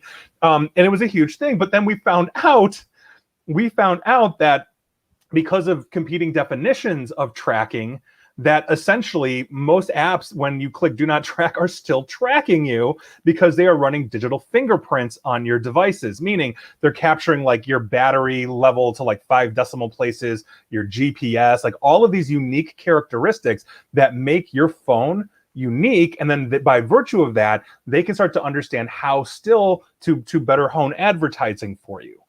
And so you're on this Apple and you're like, oh, here's Facebook's not tracking me because I clicked do not track and their privacy score is awesome. Maybe Facebook's getting up their game. That's like Thank you, Apple. It's utter nonsense. And this has all come out from like the Washington Post and the Wall Street Journal. I mean, you can go read these articles in like the last couple of weeks. That's absolutely nuts. See, Apple does not agree with the opinions of Apple. That's right. That's right. I was listening to Nick's YouTube post, and that's why I set up that volleyball question. I love the excitement about that, man. Because like, that's right. It's unbelievable. And then I just the gall of them in the last 2 years. The last time they had, at CES I think it was before the pandemic, they had a huge billboard in Las Vegas that basically said like what goes on in your iPhone stays in your iPhone. Oh, like, touting this privacy. You could go Google the billboard, the privacy Apple billboard in Vegas that they had on the side of a hotel or something. That's awesome. But you know what? People believe this stuff, though. Oh, I know. Yeah. People believe this stuff. These Apple. If you go to the Mac forums. And there's Mac forums there. People just eat this stuff up and they believe it. Well, we want information that is simple. Because that's the way our brains want things. So if it's overly complex, we're going to create a simple way of doing it anyway. I mean, poor Apple. Apple is just now they're this is like image engineering. They're trying to engineer an image that they're impossible to hack, that they're safe, that they're because what does everybody complain about with Androids here's what's horrible about Apple. Apple releases their new iPhone, Apple 13, right? Mm-hmm. And they have 70% of their existing subscribers that have phones in their ecosystem go out and buy the brand new phone.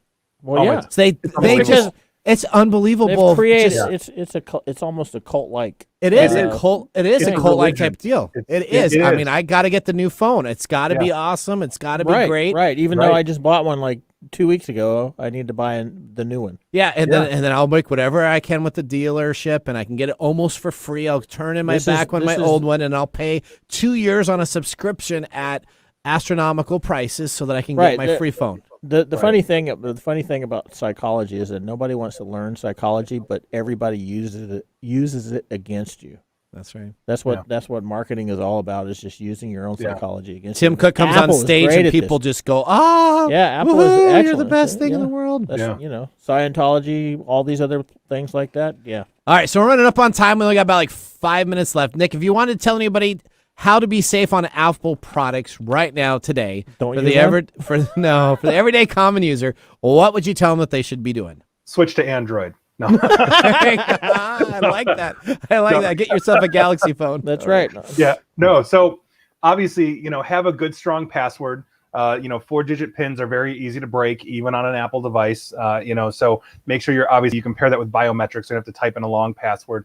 You can download things like web filters onto your phone to make sure that as you are going places or your apps are phoning home, if you accidentally go to a malicious site, accidentally type in google.com as opposed to google.com, the web filter will actually block you. And if you can't go to the site, you can't get infected, you can't give away your information. And also the other thing you can do is get a VPN. Get a paying VPN, ideally out of a country that has really good privacy laws, like Switzerland.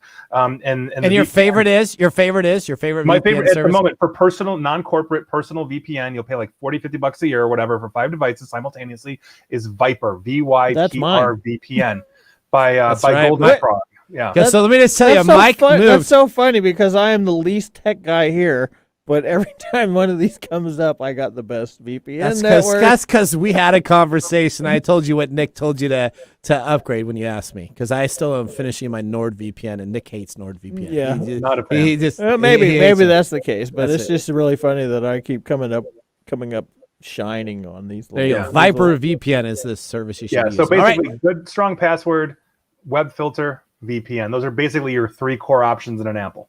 That's it. All right, Nick. We enjoy you joining the show. I'm sure we'll have you back in a couple weeks. Today? What are you drinking today? Well, I'm classing up the joint. I mean, if you did Blanton's, I have to top it. So I went all out. Oh, you do have a screwball. Look at that. Check it out. What do you think of screwball? Is it?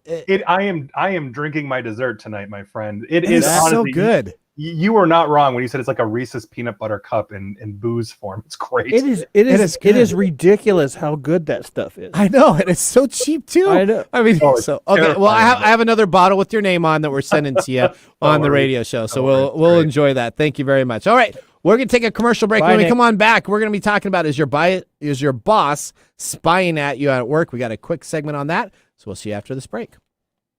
Hey, babe, I hear that you can download a new voice on Siri. No way. Yes, it's true. It's a voice that goes, hey, you big hunk. What do you want to do and where do you want to go? Stop it. Oh, God. Okay, I'm kidding. What has tech ever done for our relationships? We can't talk about that on the radio. If you want to eavesdrop on juicy conversations that no one is having around all things love, sex, and relationships, join us right here, 1 p.m. on KKNW and wherever you get your podcast. We look forward to seeing you in the Love Shack. Your business deserves the same expertise as that of a Fortune 500 company. If you need a CIO-level service, why hire a full-time staff member at $250,000 a year when you can get this on-demand service for fractions of the cost? As your CIO on demand, we'll give you the steps you need to take so as to minimize interruption to your business and profitability, and provide you and your business with training and education to prevent future attacks. To get an efficiency review for your business today, contact us at www.ee-services.com. That's funny. All right. Welcome back to Tech Time Radio. I'm your host, Nathan Mumm. We got Mike Corday here and David Brown behind the board. David, you've done a fantastic job today. Thank you. Thank you. All right. Here we're going to get right into this next story. Keystroke tracking, screenshots, and face recognition. The boss may be watching you long after the pandemic ends. What workers should know about corporate surveillance software as companies consider permanent remote work policies. That's right. Work from home is a big deal. And guess what? 80% of the software purchase in the last year was to track you at home. That's right. Let's talk about it. Your boss could be watching you right now. How are employees using software to keep tabs on their employees? We have something here from the Washington Post posted regarding Carrie Lipmore, an attorney for 34 years. She was hired this spring for one of the legal firm's fastest growing jobs. She expected to review case studies and files from her pandemic safe distance at her home in Nebraska. She then received a laptop in the mail with her instructions. To get paid, she'd have to comply with the company-mandated facial recognition system for every minute of her contract. If she looked away too many seconds from the screen or shifted in her chair, she would have to rescan her face back from 3 different separate angles and process to continue to do work. If she was unable to blink or not have direct contact with the screen, the laptop would come up with a warning sign saying, please look at your current screen, and would have a continuous blinking camera. Is this allowed, and is this right for companies? It's ridiculous. Why is that? This is all based out of our human need to control. Okay. So, one of the things that the pandemic has done for us is taken a direct amount of perceived control out of the employer's hands. Yep. Okay, so they are feeling like they need to place more controls around what their employees are doing. And from working from home myself, it's easy to blend work and life, right? So that happens, right? So I'm doing something, and I get somebody coming up to my door to drop off a package or service or whatever. It's easy for me to stop to what I'm doing, go and answer the door, where I can't do that in an office.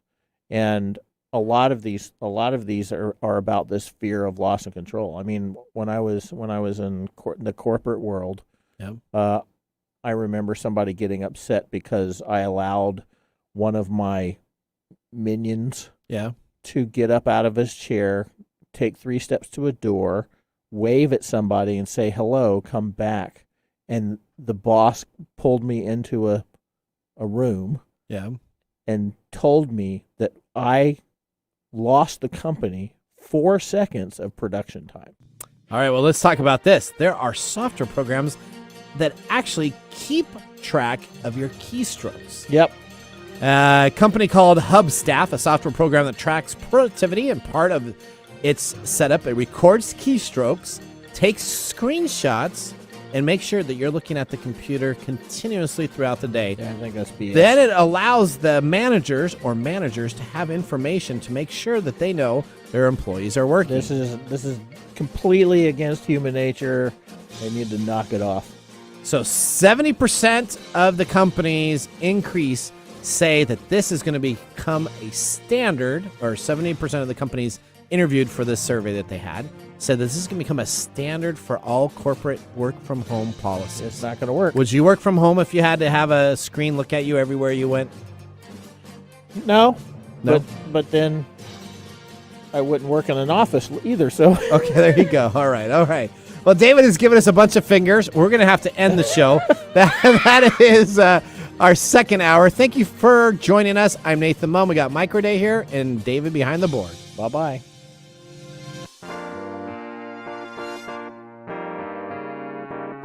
Thanks for joining us on TechTime Radio. We hope that you had a chance to have that moment in technology today. We also have a few other ways to stay connected, including subscribing to our podcast on any podcast service from Apple to Google and everything in between. And also signing up on our YouTube page, where you get to see us live in video. Yep, you can see us chat and have some fun. It's youtube.com/TechTime Radio, all one word. We hope you enjoyed the show as much as we did making it for you. From all of us at TechTime Radio, remember, Mumm's the word. Have a safe and fantastic week. The views expressed on this program are those of the host, guests, and callers, and not necessarily